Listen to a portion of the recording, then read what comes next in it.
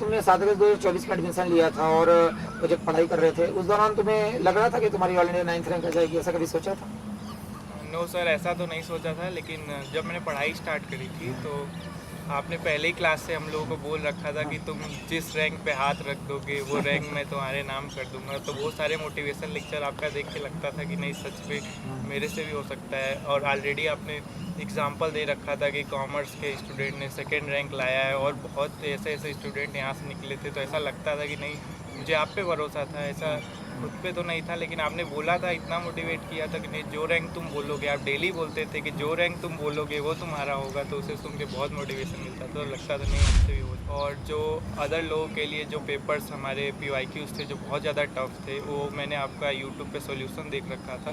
तो हमारा ही एक इंस्टीट्यूट ऐसा था जो उतने लेंदी पेपर को 1-1 घंटे में, वो भी 15-15 सेकेंड में क्वेश्चन सॉल्व करा रखा था। 1-1 घंटे के मैथ्स के पेपर को 15 मिनट 20 मिनट में एकदम फटाफट आपने करा रखा था। तो वो सारा सब चीज़ देख के तो मेरा बहुत मन था आपसे पढ़ने। मुझे लगता था कि वो शॉर्टकट से कैसे हो सकता है, क्योंकि उसका तो कोई सोल्यूशन ही नहीं शॉर्टकट का। और एक बार को JEE मेंस का बन भी जाए, लेकिन एडवांस का तो शॉर्टकट पॉसिबल ही नहीं है। वो उसमें इतना टाइम लेते हैं, सर बोलते 15 सेकेंड में। तो वो सारी चीज़ें थी, लेकिन फिर जैसे जैसे क्लास बीतती गई तो वो सारी चीज़ें समझ में आती गई कि नहीं, एडवांस तो कुछ होता ही नहीं, JEE मेंस कुछ होता ही नहीं है, सब कुछ बस शॉर्टकट से होता है। तो जब मैंने पहले दिन क्वेश्चन लगाया, दूसरे दिन लगाया, तो उसमें बहुत सारे क्वेश्चन मेरे डाउट में थे, बहुत सर्कल हुए, बहुत सारे क्वेश्चन फंसे। सर्कल में तो सर्कल लगा देते थे सर। सर्कल लगा दिया, जो क्वेश्चन नहीं आता था तो उसको तो मैक्सिमम अगर 10 क्वेश्चन करता था तो 6 क्वेश्चन 7 क्वेश्चन नहीं हो पाते थे, 3-4 हो पाते थे, तो बहुत ज़्यादा डिप्रेशन लगता था। लेकिन आपने पहले ही दिन बता रखा था कि पहले मेरी क्लास 4-5 हो जाए तो फिर ट्राई करना।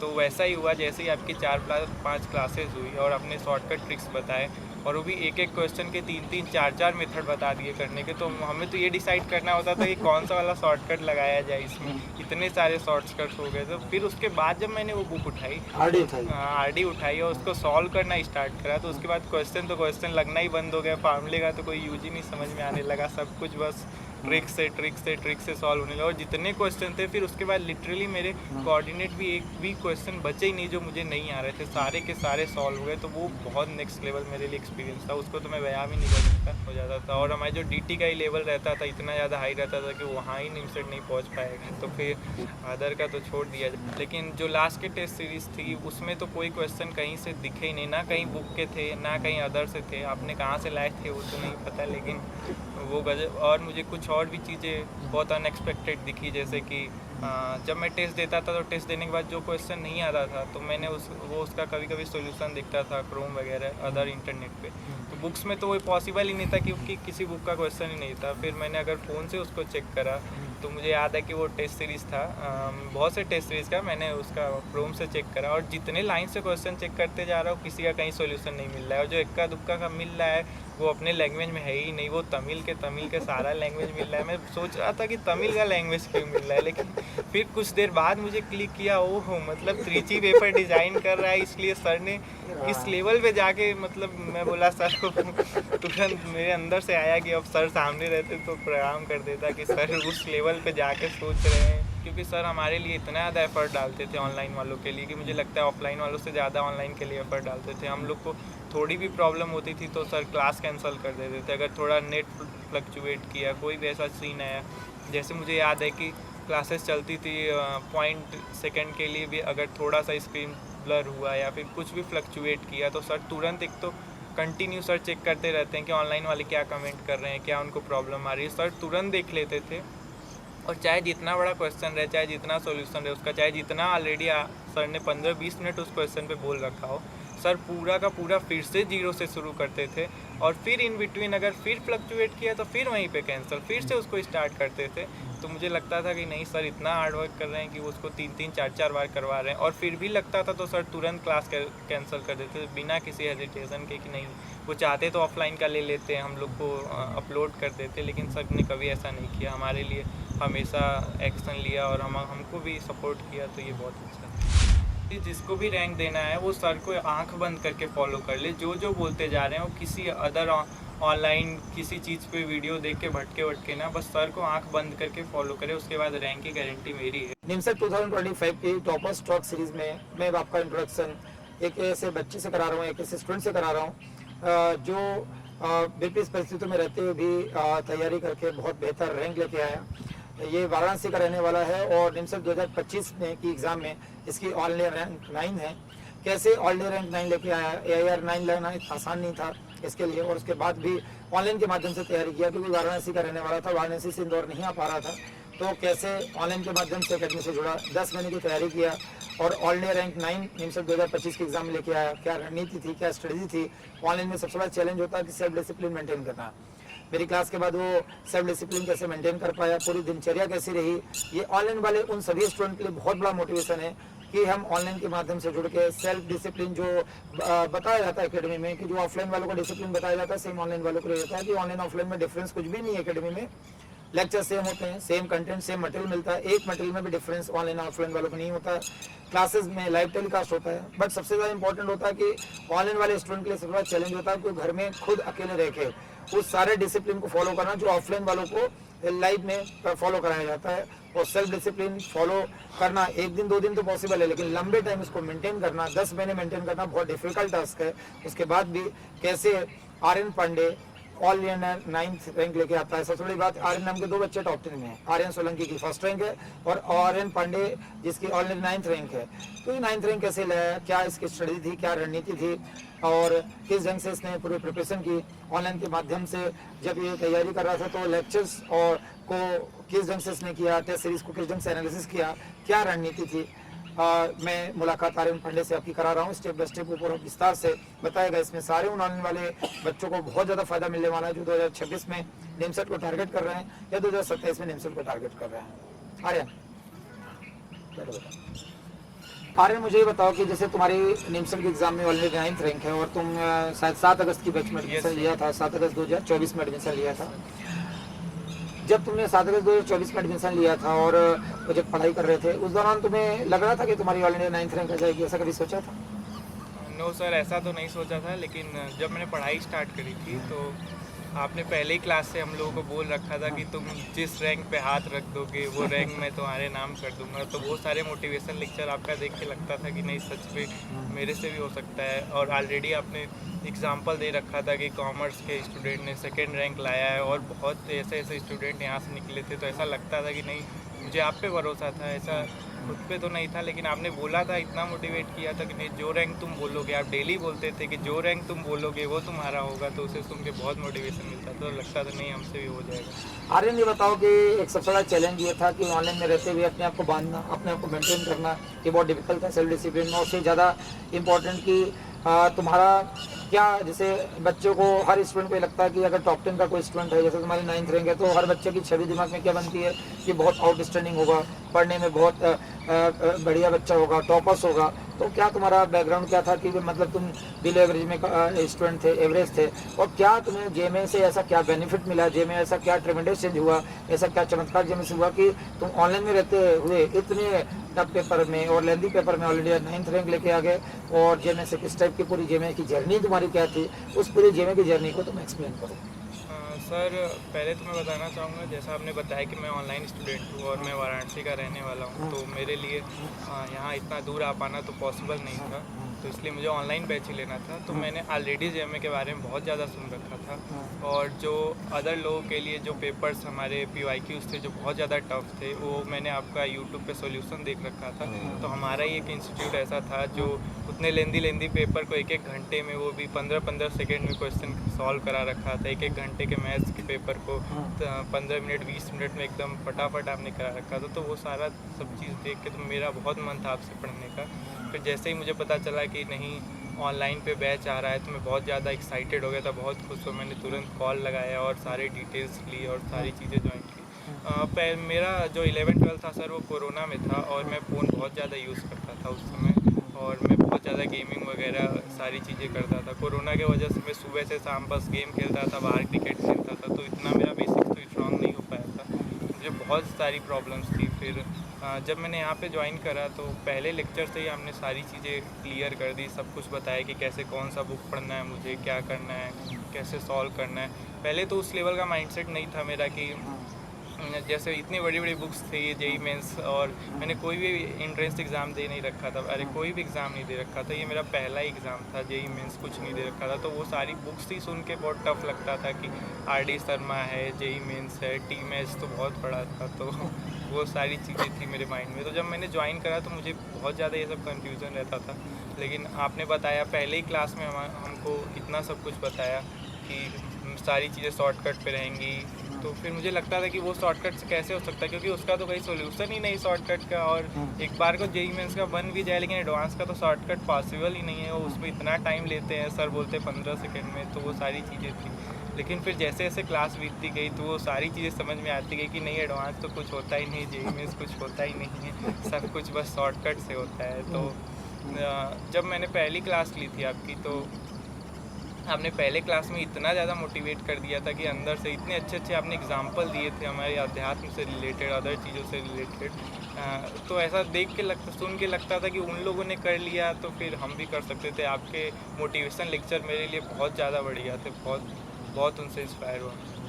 बेटा जो तुमने एक दो बार मैंने तुम्हें चर्चा की थी तुमसे, तो तुमने बताया था कि सर मेरे आरडी बहुत मेरे लिए पहले टफ लगती थी, शुरू में 3-4 लेक्चर आपके बहुत टफ लगते थे, उसके बाद आरडी को तुमने क्वेश्चन को उड़ाना चालू कर दिया था। Yes. और जो आरडी लेते हुए तुम्हें लगता था बहुत डिफिकल्ट था, कैसा था वो, क्या वाकया था, वो किस ढंग से करा था, क्या स्थिति थी? तो सर जब मैंने पढ़ाई शुरू करी थी आपने हमें कोऑर्डिनेट पढ़ाया था, तो आपने पहले ही लेक्चर से हमें होमवर्क देना और सारी क्वेश्चन सॉल्व करना बता दिया था। तो मैंने क्वेश्चन लगाया खुद से, तो जब मैंने पहले दिन क्वेश्चन लगाया, दूसरे दिन लगाया, तो उसमें बहुत सारे क्वेश्चन मेरे डाउट में थे, बहुत सर्कल हुए, बहुत सारे क्वेश्चन फंसे। सर्कल में तो सर्कल लगा देते थे हाँ, सर्कल लगा दिया, जो क्वेश्चन नहीं आता था तो उसको तो मैक्सिमम अगर 10 क्वेश्चन करता था तो 6 क्वेश्चन 7 क्वेश्चन नहीं हो पाते थे, 3-4 हो पाते थे, तो बहुत ज़्यादा डिप्रेशन लगता था। लेकिन आपने पहले ही दिन बता रखा था कि पहले मेरी क्लास 4-5 हो जाए तो फिर ट्राई करना। तो वैसा ही हुआ, जैसे ही आपकी 4-5 क्लासेस हुई और आपने शॉर्टकट ट्रिक्स बताए, और वो भी एक एक क्वेश्चन के 3-3 4-4 मेथड बता दिए करने के, तो हमें तो ये डिसाइड करना होता था कि कौन सा वाला शॉर्टकट लगाया जाए, इसमें इतने सारे शॉर्टकट्स हो गए। तो फिर उसके बाद जब मैंने वो बुक उठाई, आरडी उठाई और उसको सॉल्व करना स्टार्ट करा, तो उसके बाद क्वेश्चन लगना ही बंद हो गया, फार्मूले का तो कोई यूज ही नहीं समझ में आने लगा, सब कुछ बस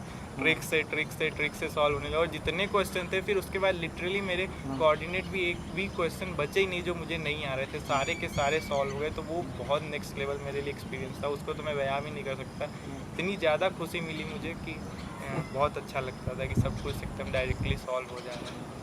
बेटा एक चीज़ बताओ कि जैसे तुम बताया कि शुरू में तो तुम्हें घबराहट हो रही थी, फिर वो IT objective RD Sharma IT objective तुमने किया, बहुत अच्छा कॉन्फिडेंस है। बस ये मुझे ये बताओ कि जैसे समय आगे बीतता गया, क्या डिसिप्लिन, जैसे एक सेल्फ डिसिप्लिन में तुम्हें रहना पड़ता था कि तुम ऑनलाइन वाले थे, ऑफलाइन वाले तो क्या मेरे नज़रों के सामने थे पूरे टाइम, कैमरे भी लगा हुआ है, हर बच्चों को वॉच कर रहा था, ऑनलाइन में वो डिसिप्लिन तुमने कैसे मेंटेन किया?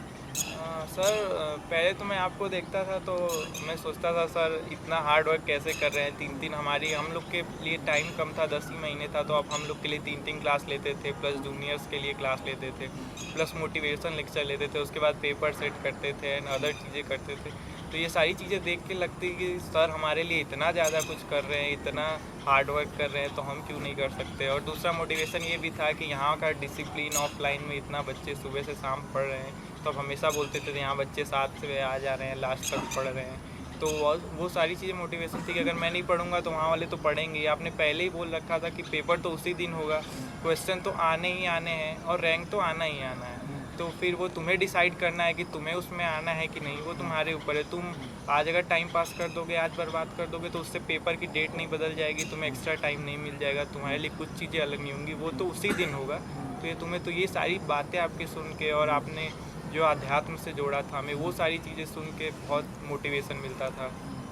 पहले तो जब मैंने कोचिंग ज्वाइन करी थी तो पहले दिन प्रेयर्स वगैरह हुए थे, तो मैं बहुत ज़्यादा शॉक्ड हो गया था कि ये कोचिंग है। मैंने आज तक तो कोई ऐसी कोचिंग सुनी नहीं रखी थी जहाँ पे प्रेयर भी होता है, ऐसी सारी चीज़ें होती। तो आपने सारी चीज़ें बताई कि कैसे टेबल, यहाँ तक डायरेक्शन तक बताया कि इस डायरेक्शन में आपको बैठना है, ऐसे टेबल रखना है, ऐसे फ़ोटोज़ रखना है, ऐसे अपने एम की फ़ोटो चिपकानी है, बैठ के पढ़ना है। पहले मेरा बैठ के पढ़ने का आदत नहीं था, मैं बेड पे बैठ के ऐसे पढ़ता था। अच्छा, बिस्तर में पढ़ाई करता था? हाँ, बिस्तर पे करता था, लेकिन आपने बोला कि बिस्तर त्याग दो, नहीं तो फिर भूल जाओ। तो वो सारी चीज़ें मुझे बहुत हिट करी। मैंने पहले दिन तुरंत साफ़ सफाई करके सारा डायरेक्शन, मम्मी बोली कि अभी वो उधर रखा हुआ था बेड, तुमने इस डायरेक्शन में क्यों किया? तो मैं बोला सर ने सिखाया है। तो वैसे मैंने डायरेक्शन बेड का चेंज किया, टेबल टेबल लाया, अलग से लगाया।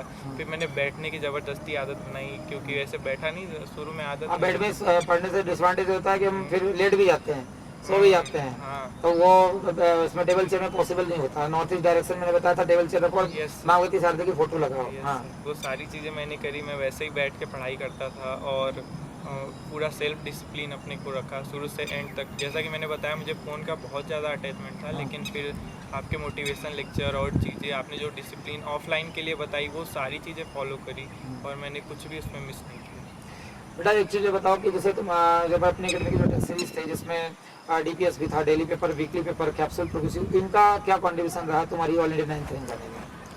इनका तो सर बहुत कंट्रीब्यूशन है। जैसे शुरू में आप टेस्ट लगाते थे तो जितने मैथ्स के क्वेश्चन रहते थे उतना ही टाइम देते थे, तो शुरू में तो बहुत थोड़ा सा प्रॉब्लम होता था कि मैं सोचता था कि निमसेट में तो टाइम ज़्यादा है मैथ्स के लिए और क्वेश्चन मतलब मैं कम टाइम देता था, 20 क्वेश्चन के 20 में, 50 क्वेश्चन के 50 मिनट देता था। 20 में तो शुरू में तो दिक्कत हुआ, लेकिन उससे फ़ायदा ये हुआ कि लास्ट तक जाते जाते इतना तेज़ प्रैक्टिस बन गया था कि फिर वो लगने लगा था कि वो क्वेश्चन में और कम टाइम लगने लगा था, तो इससे बहुत ज़्यादा हेल्प मिला। फिर उसके बाद जितने भी कैप्सूल टेस्ट लगाते थे उससे पूरा का पूरा रिवीजन हो जाता था, और हमारे जो डीटी का ही लेवल रहता था इतना ज़्यादा हाई रहता था कि वहाँ ही निमसेट नहीं पहुँच पाएगा, तो फिर अदर का तो छोड़ दिया जाए। लेकिन फिर भी उसके बाद आपने बहुत से टेस्ट लगाए, बहुत से टेस्ट डिज़ाइन करे, और जो आपने लास्ट में टेस्ट डिज़ाइन करे थे तो वो तो बहुत ही ज़्यादा हेल्पफुल थे। मतलब मुझे कौन सा है टेस्ट लास्ट के final test paper? Yes sir, वो तो इतना ज़्यादा हेल्पफुल था कि मुझे पता नहीं, को ऐसा लगता है कि बस अगर कोई इंसान कुछ भी नहीं पढ़ा रहे, बस वो टेस्ट एनालिसिस करके चला गया होता, तो इस बार के लिए तो उसका रैंक श्योर हो गया था, उसमें कुछ था ही नहीं। और उसके बाद लास्ट में तो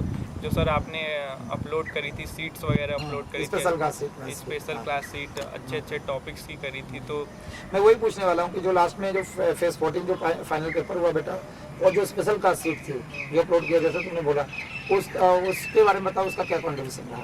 तो सर आपने पहले ही हमें बताया था कि मैं तो वेट कर रहा हूँ कि कौन सा कॉलेज पेपर डिज़ाइन करने वाला है, तो उस हिसाब से मैं टेस्ट सीरीज निकालूंगा, डिज़ाइन करूँगा, उस हिसाब से बनाऊँगा। तो मैं वेट कर रहा था, फिर जैसे ही डिसाइड हो गया कि कौन सा कॉलेज बना रहा है, तो फिर आपने जो अपलोड करी टेस्ट एग्जैक्टली सेम, मतलब वो तो बहुत ज़्यादा हाई लेवल का हो गया था, उससे बहुत लो लेवल का ही डिज़ाइन कर पाया त्रिची ने भी पेपर। तो मैं सोचा कि सर ने तो पहले से ही प्रेडिक्ट कर रखा था कि त्रिची कैसा डिज़ाइन करने वाला है। और सबसे बड़ी चीज़, अदर जगह पे तो सर ऐसा रहता है जो रैंक आता है वो फिर वो कोई दिखता नहीं, लेकिन मैंने देखा कि यहाँ पे जो रैंक दिखा है वही रैंक निमसेट में भी दिखा है, और ये बात आपने हमेशा बोल रखी थी। और जो सर हमारे टेस्ट से आपने ऑलरेडी हम लोग को 6 बुक्स करने को बोल रखा था, लेकिन जो लास्ट के टेस्ट सीरीज़ थी उसमें तो कोई क्वेश्चन कहीं से दिखे ही नहीं, ना कहीं बुक के थे ना कहीं अदर से थे। आपने कहाँ से लाए थे वो तो नहीं पता, लेकिन वो गजब। और मुझे कुछ और भी चीज़ें बहुत अनएक्सपेक्टेड दिखी, जैसे कि जब मैं टेस्ट देता था तो टेस्ट देने के बाद जो क्वेश्चन नहीं आता था तो मैंने उसका कभी कभी सोल्यूशन दिखता था क्रोम वगैरह अदर इंटरनेट पे,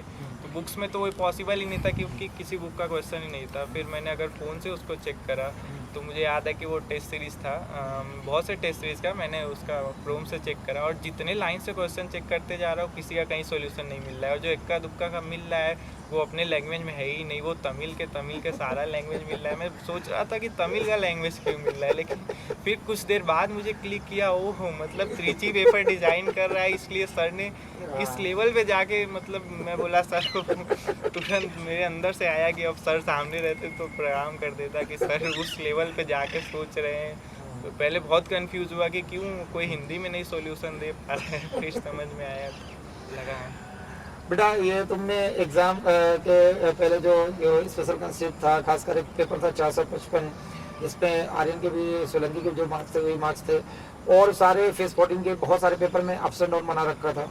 वो पेपर का क्या बेनिफिट, जो फेज 14 का क्या बेनिफिट, रियल एग्जाम जब तुम बैठे थे एग्जाम में और जब तुमने पेपर को स्कैन करा होगा, और पेपर थोड़ा लेंदी भी था 2025 का और टाइट भी था, तो उसमें कैसे उस प्रेशर को ओवरकम किया, और उन पेपरों का क्या बेनिफिट, स्पेशल क्लास का क्या बेनिफिट उस दौरान तुम्हें लगा जब तुम पेपर में एग्जाम दे रहे थे? सर सबसे बड़ा तो उसका बेनिफिट ये था कि ऑलरेडी हमें ऐसे टफ पेपर पे प्रैक्टिस बन चुका था, जिसके वजह से हमारे लिए 2025 कोई टफ पेपर लगा ही नहीं।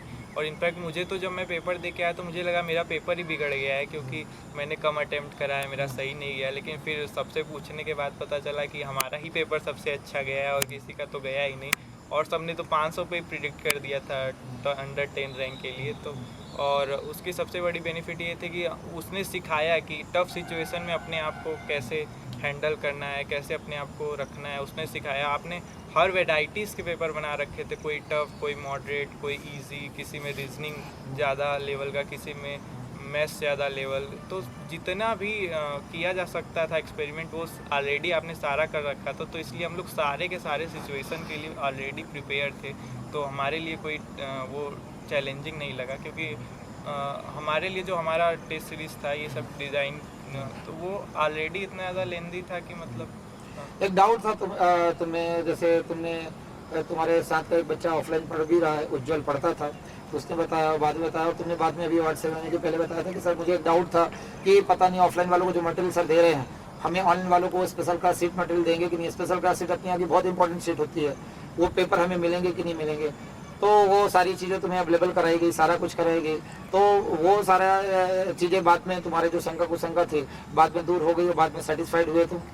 Yes sir. तो जब मैंने ऑनलाइन ज्वाइन करा था तो मेरे अंदर बहुत ज़्यादा कन्फ्यूज़न था कि जो स्पेशल क्लास सीट्स डिज़ाइन हो रखी वो मिलेंगे कि नहीं हमें, क्योंकि आपने पहले ही बता रखा था कि जितने भी PYQs, जितने भी निमसेट में पेपर अभी तक आए हैं वो सीट के ही सारे डायरेक्टली क्वेश्चन रहते हैं, और उसमें तो मैथ्स में आपने बता रखा था 40-45 तो डायरेक्ट सीट से मिलते हैं, तो मैं 4-5 क्वेश्चन पे अपना एफर्ट डालना रहेगा। तो उससे लगता था कि जब डायरेक्ट ही मार दूंगा 40 क्वेश्चन तो फिर बच ही क्या रहा है।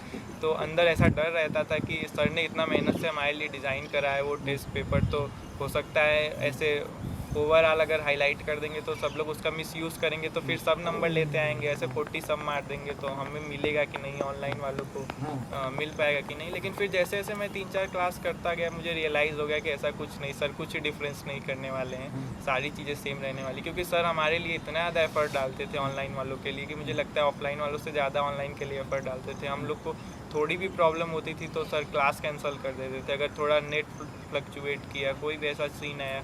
जैसे मुझे याद है कि क्लासेस चलती थी 0.2 के लिए भी अगर थोड़ा सा स्क्रीन ब्लर हुआ या फिर कुछ भी फ्लक्चुएट किया तो सर तुरंत, एक तो कंटिन्यू सर चेक करते रहते हैं कि ऑनलाइन वाले क्या कमेंट कर रहे हैं, क्या उनको प्रॉब्लम आ रही है, सर तुरंत देख लेते थे।